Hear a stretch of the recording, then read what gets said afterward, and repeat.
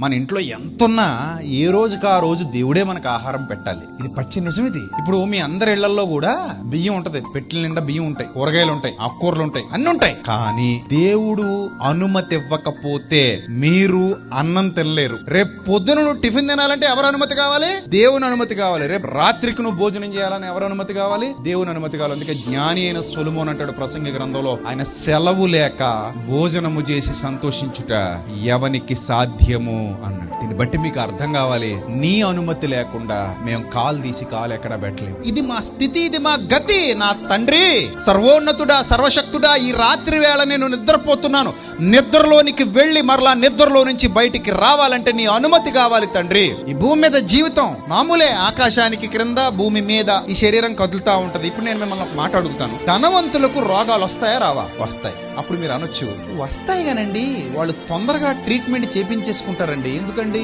డబ్బుంది కాబట్టి. ఇప్పుడు నేను మిమ్మల్ని అడుగుతున్నాను, కరోనాలో ధనవంతులు చచ్చిపోయారా లేదా? మరి ఏ డబ్బుందిగా, బెడ్లు కొనుక్కున్నారు, ఆక్సిజన్ కొనుక్కున్నారు, మెడిసిన్స్ తీసుకున్నారు, కానీ చచ్చిపోయారు. అంటే ధనవంతుడైనంత మాత్రాన రోగం రాదు అనుకోవడానికి లేదు, రోగం తగ్గించుకోగలిగే సామర్థ్యం ఉంటుంది అనుకోవడానికి లేదు.